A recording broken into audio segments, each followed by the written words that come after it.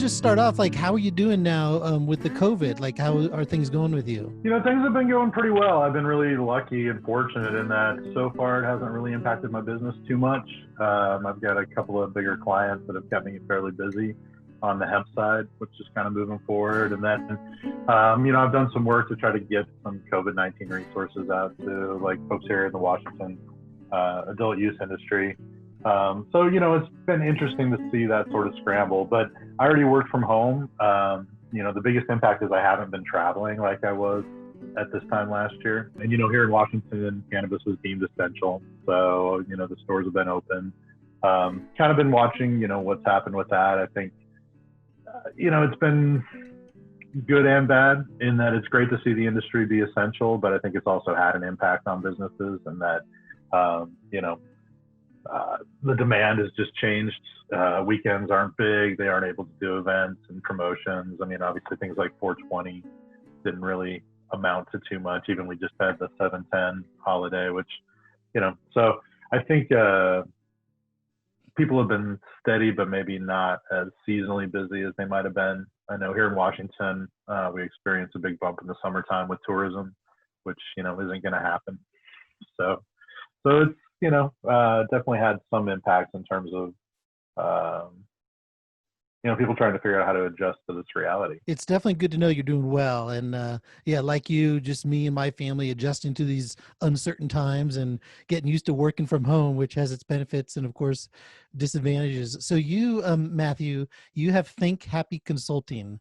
So tell us about that, and especially how'd you come up with the name? Think Happy Consulting, I started about almost 2 years ago now, kind of out of my experiences in the adult use market here in Washington State. And sort of seeing a need for sort of more regular business support. So I started a consulting business that was really focused on compliance and workplace safety.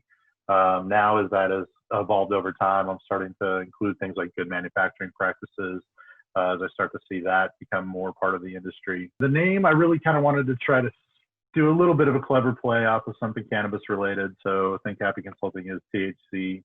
And, something to maybe get away from the typical cannabis or, those things that are maybe more recognizable, but, just wanted to try to come up with something a little bit clever there. So what were you doing prior to starting the consultancy? Came here to Washington State in 2015 to work in the adult use market. I was recruited to come open up a retail store in Sequim, Washington. I live out in Port Angeles, just past Sequim, about 2.5 hours northwest of Seattle.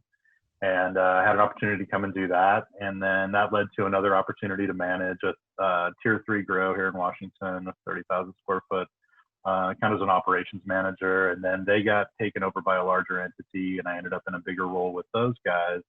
And through that experience, I realized that there was a lot of emphasis on certain areas within the industry, cultivation, even here in Washington, because there isn't vertical integration. I mean, figuring out packaging and supply chain issues, but there were certain things that really weren't getting any attention. And prior to joining the cannabis industry, I had done safety for a municipality in New Mexico. And so I had really become, familiar with OSHA rules and how all that worked.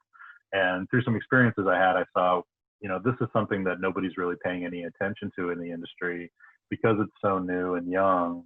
So there might be some opportunity to try to get, provide some services to these kind of folks to help them get themselves compliant with things like safety,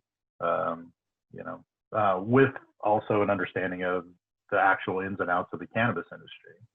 I was really fortunate to get, in a pretty quick arc here in Washington to go from getting to be part of opening a retail store to running a grow operation and delivering products to lots of stores, and then being part of a much larger entity that was really trying to figure out how to produce enough cannabis to feed their successful brand. And so that really was a very educational 2 or 3 years in terms of how the industry works, and then understanding, how things like safety and compliance work, gave me, like I said, a kind of a seeing that niche that could be filled. You started in 2018, and if so, how'd the first year go for you? Actually pretty well. I was lucky to, through a lot of networking here in the state, get some work in terms of, finding folks that needed safety plans, and then also started writing some SOPs along the way for some different extraction processes. For people who haven't heard, what's the SOPs? Standard operating procedures.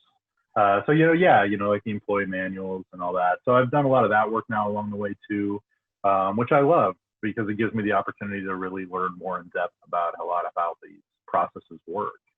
And there's a certain creativity that goes along with all that I enjoy too. And it's really given me the opportunity to see a lot of different operations and how people do things. The cannabis community is somewhat small, and there's this opportunity to network. I do a lot of stuff with the Cannabis Alliance here in Washington, which is a trade group I belong to. And then through some traded shows and stuff there, I was able to make some early connections. And then in early 2019, I got a big customer on the hemp side. I worked with a big hemp dryer company, and I've helped do a lot of the documentations and trainings and stuff. So that really kind of brought me into the hemp side of things, which is, what happened last year in hemp was unlike anything I've really ever experienced in that sort of gold rush mentality that was happening. And, this year is much different, but that's really taken up a lot of my time in the last year. What are some, characteristics of the sector in Washington, and maybe how do you think it compares to Colorado? And I know you mentioned Tier 3 and you mentioned vertical integration. So I'm just curious how these things also come into play. Washington is much different than some of the other states that have an adult use market. When they started the program here, they, unlike others that just sort of rolled over the medical stores into adult use stores or combined them, and have vertical integration. And vertical integration is growing and selling your own product through your own store. So here in Washington, that's against the law. So growers and what we call processors are usually extraction or people that package and produce a product. But here in Washington, everything comes in its own individual package. There are no jars in stores that you used to look at and weigh it out in a store. And so that has created kind of its own different beast in that, as a producer, you're fighting for shelf space in a store. You don't automatically have an outlet to sell your products through a retail brand. So, there's a lot of hustling that goes on in the state to try to produce that. And then that just has really led to a different kind of competition, I think, here. It's not so much, and at the same time, you're limited in the number of store licenses you can have. So there's no 22, 25 store chains in Washington. You've seen people start to, create licensing deals and co-brand and do some different creative ways, but even those stores are in the like 6 to maybe 8 range. And they, again, don't have vertical integration. So I think that's just kind of created a little bit different, unique way in that branding is really, really important here. Packaging is really, really important here. But I think it's also created a lot of really competition that creates a lot of great products for consumers also. It's kind of overwhelming when you walk into a retail store in Washington, I think, because there's so much choice and so much great packaging and so much kind of going on. I know it's really why bud tenders end up being so important in all this, because when a consumer, somebody comes in the door, they're really going to rely on those folks to make recommendations here, especially in Washington, because you can look at it in the jar, but you don't get to smell it. Some of those little differences that people aren't used to. Now, what I've experienced over time is that the price point where it is these days, and you just have a kind of a low risk opportunity to try a lot of different things. And so I think people have sort of moved past not being able to smell it, and realize that, when you're paying $10 for a good quality gram of cannabis, that even if you don't love it, that risk was fairly low, and you can try several different things. What about the hemp industry in Washington? Is it fairly large, or has it been around for a long time? They started under the 2014 in some limited capacity. They really expanded the law, but one of the big caveats here in Washington is they couldn't be within, I think, 2 or 3 miles of a licensed cannabis grow because of the potential for pollination. They stripped that rule out last year, and so now they can plant hemp anywhere. I think it's just like everywhere, there's definitely interest here, but I think the world is still fairly split. I think some cannabis farmers are seeing the benefit of having a separate hemp line, of having a hemp company where they can produce CBD and then, now, here in Washington, you can bring CBD that's produced in other places as long as it's tested and passes everything. You can bring that within the system. So there's definitely see some brands taking advantage of that. I don't think, unlike say Oregon or Colorado, maybe North Carolina, that really jumped on it early. Washington is a little bit more in the middle. But I do see, especially in the eastern part of the state where most of the sun-grown crops are produced, once you get on the other side of the Cascades, there's a lot of potential within the agriculture there. But I've really had the opportunity to see hemp on a national level, and it's even though last year was fairly disastrous for a lot of folks, and that the price has gone down significantly for biomass, for extracts, all that, because of the glut on the market and a lot of things, but only about 50% was even harvested. You've got folks that are planting in a lot of different ways. They're getting advice in a lot of different ways. Guys that are row crop farmers like corn and soy, saw the opportunity when,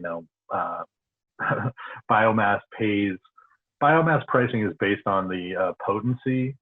And so, what you grow is worth as much CBD by point. And at one point, that price was like $4.25 a point.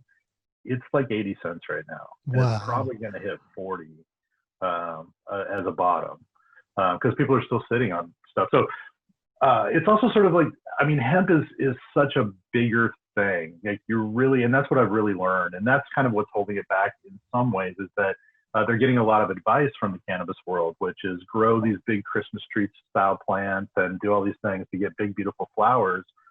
Well, there's no equipment out there that really deals well with that. So what I've learned in the last couple of years is you're talking about using combines with equipment to sort in the field and chop this stuff. And, the dryer guys I work with, these are machines that do between up to 15,000 pounds an hour. Hemp understands that they are looking, anybody that is really looking at this, they want an FDA approved product at some point.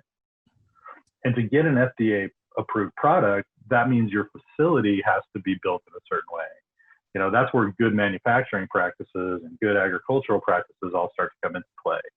And I feel like, the adult use, because it's come up the way it has, they never thought that they were necessarily trying to get an FDA approved product.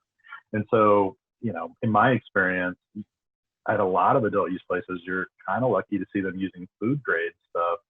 And not just a regular old generic plastic bin. I'm sure, as you see on the safety side, it's this sort of lack of understanding of detail, I think, that really hurts them, and that, thinking that organic means it's safe, thinking that, if it's organic, it's not a pesticide, not taking certain things seriously. And I've learned from the hemp side that adult use cannabis, there's going to come a time, when this stuff is going to be legal.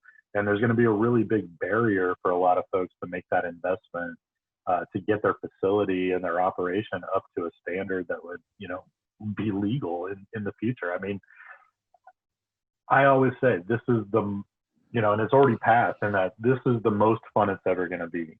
And that, the rules are what they are, but there's only more rules coming. I was at a trade show last October in Las Vegas, and they had a regional director from the EPA there, which is the first time a federal official had ever spoke at a hemp-related event. And his message was, welcome to the party, the rules are coming. So I think that's always kind of been my message on the safety side, is this is another risk that your company is facing. And regulators, everybody's so focused on traceability, track and trace, that portion of regulation, that they forget that they're, just as responsible to follow the rules for workplace safety, and and that's where they start to get themselves into trouble. And where I see, that's where I do see adult use struggle, because they may be able to pass everything with a regular safety guy, but when an industrial hygienist gets into the facility, they start to get into real problems. Have you been following that movement to try to reduce the 0.3 to 0.1? And what do you think about that? I wish that exact same amount of effort was just going into getting THC descheduled completely. and just to give people the free reign to choose to grow what they want to grow based on what consumers want to consume. That's what I would like to see the effort go into. Unfortunately, I think that I just saw a thing yesterday in Colorado, actually, where there's a group that's upset about a consultant that was hired to oversee the Center of Excellence model. There's still a little bit of that divide where I know hemp people that are adamant that they do not grow marijuana. They need to believe that to do their business the way that they do it. And so I think that's part of it. There's, and at the same time, I've been at plenty of places where I see a guy who works in the adult use industry come to a hemp facility and almost get physically sick because there's piles of biomass on tarps. There's, it's a whole different type of operation. And I 100% get both sides. I have a huge reverence for the plant. I've been part of that. And I've also, swept cannabinoids up off the floor to send out for extraction because they have that much value. But I've also seen what it looks like to try to harvest 200 acres of hemp that's ready to go at the same time and dry it and secure it. And that's not something you do by hand and hanging it, so getting to see the spectrum of that, it's really interesting. Hopefully there'll be more interaction, because what I say is that, the folks on the adult use side have all the knowledge about how to maximize production of the plant. And I even say, look at Sea Green and stuff. These guys that are growing big, that's not how you get the most cannabinoids, and there's a lot of cool stuff happening. I mean, starting to see genetics that are specifically meant to be a mix of, maybe like 6% cannabinoids, but also you're going to purposely get a seed product out of that and get a fiber herd product out of that. And plant it like a row crop, in a close cover situation.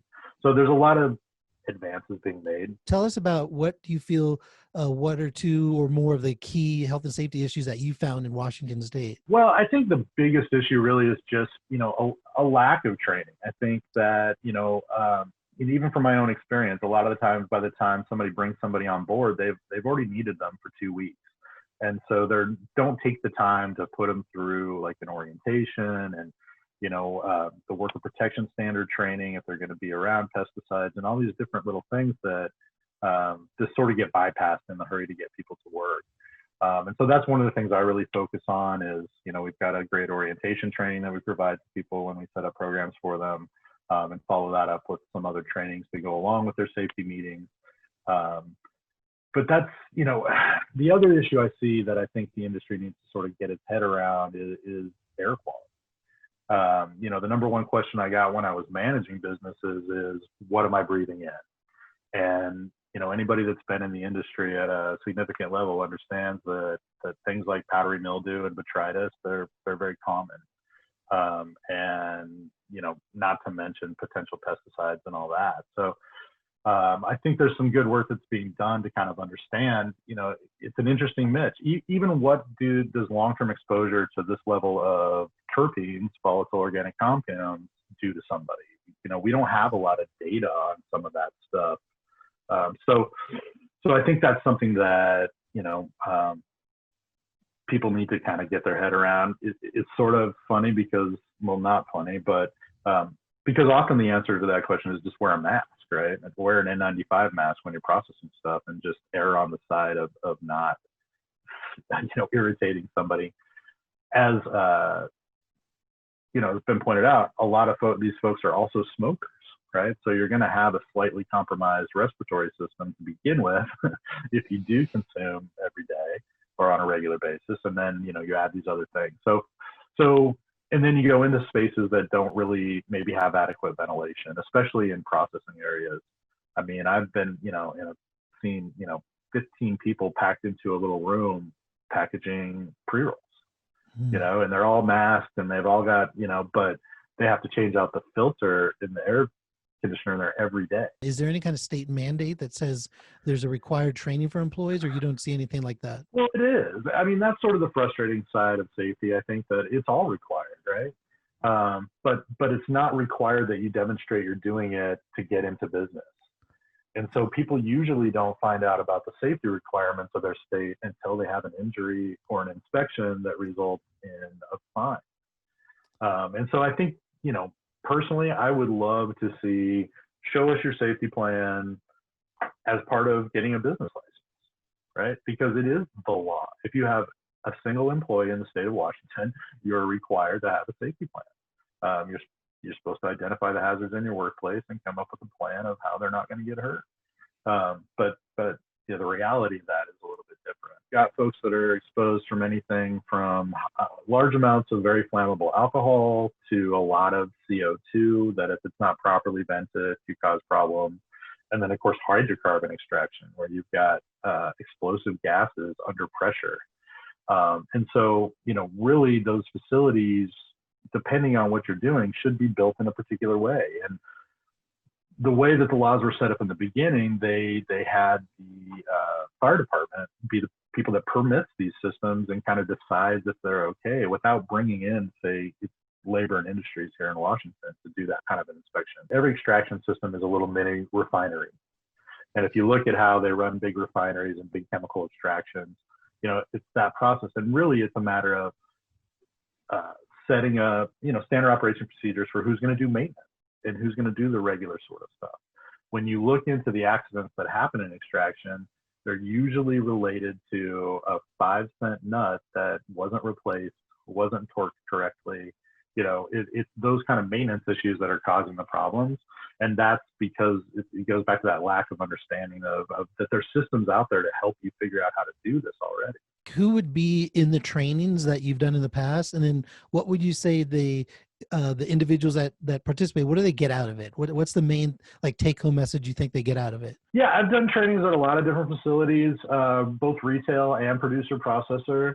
I think their concerns are always a little bit different. Like I said, I think on the producer processor side, a lot of it is around things like air quality and those kinds of exposures. So, training people on things like PPE and understanding that it's okay to ask your employer for a mask if they need to give you that. And, it's okay to ask to be trained. I think that's one of the big things with training is letting folks know that every time you get asked to do something new in your job, you should be trained first on how to safely do that.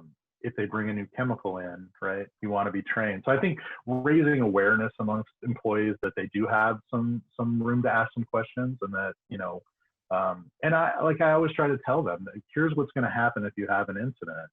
They're going to split the employees off and they're going to ask them, what's on this label? What are you supposed to do if you get this in your eye? And they should be able to answer that question, right? Both to protect your business, but for their own safety too. So that's where I see a lot of benefit in the training for employees, is really just kind of opening their eyes to the fact that they have some rights and some, and employers have a responsibility to them. So, and just hearing their concerns sometimes, I think, unfortunately, because the industry, the perception is that we're all billionaires. The reality is that most folks are not making any money. They're, they do it because they love it.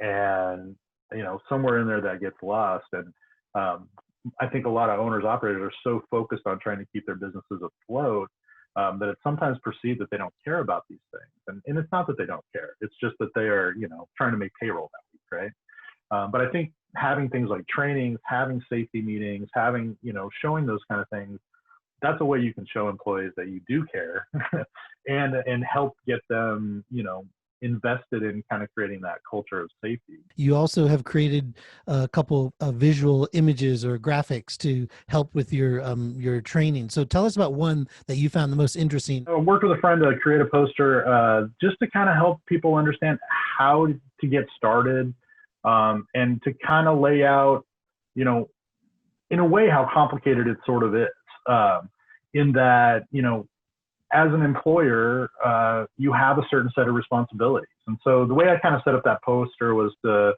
kind of follow down, if you're doing different activities, what sort of, plans you might be required to have. But, here within the cannabis industry, if you're doing production, you really need to look at things like labels to understand, everybody's going to have your basic safety plan, accident prevention plan. But in this industry, things like respiratory plans, respirators are a big thing, right? If you have a respirator at your facility right now and you don't have a written plan, haven't done medical fit and fit testing, that's a violation, right? Because you're not supposed to have them there if you're not doing these other things. And so for people to kind of really look at, that's what I've been trying to raise awareness about. It's not, I don't want it to be overwhelming, too overwhelming, but I wanted it to be overwhelming enough that people would try to take it more seriously. I think the next one I'm sort of working on is to directly more at workers specifically. This one is more for employers, but just to kind of get them aware of what they, could be thinking about and help protect themselves. With your work with Think Happy Consulting, do you like your job? I love my job. It's very challenging at times, but to be part of, these emerging industries, I feel very lucky to have been able to take something that I am passionate about, which is cannabis and hemp, and to, kind of found a niche within that. And when I got here to Washington in 2015, I was excited about this whole opportunity, but I really had no idea what I was getting into. And when I went to my first professional trade organization meeting and really saw a room full of professionals, not just cannabis people, but people that were looking to build an industry, the light really went off in my head that, wow, pay attention to what's going on. And then I've just, for the most part, said yes to all the crazy things that have been in front of me since then. And, just continued to try to figure it out and move forward. So yeah, I love my job. What advice would you have for individuals who want a job that you have? There are definitely underserved areas within the industry, and there's a lot of room for folks that have regular business skills to do really well in this industry. You don't need to be a grower. You don't need to want to trim cannabis. You don't need to want to be an extractor. What in my opinion holds this industry back more than anything are folks with just regular business skills. So if you are interested in this industry and you are an office manager, there's opportunity for you. If you're good, if you work in a government agency right now and you know how to read rules and regulations and and you're curious, then get into it, because folks that have these kinds of skills, it's gold, right? Guys that are great at growing cannabis, there's more of them being made every day, in that, every operation now has a lot of employees that are learning how to be really good at growing cannabis. And so I would say, don't feel like you're limited to, these sort of what I call sexy things within the industry. You can be an accountant and have an amazing practice in this industry. You can be, like me, you can write manuals and safety, there's a niche out there and an opportunity to really love what you're doing. And because it's so new. I've been doing this for 5 years now. I thought we'd have it kind of figured out. If you're looking for a bridge, join on the hemp side. That's 100% legal, right? You don't have to, worry about maybe that stigma that still comes along with being in the cannabis industry.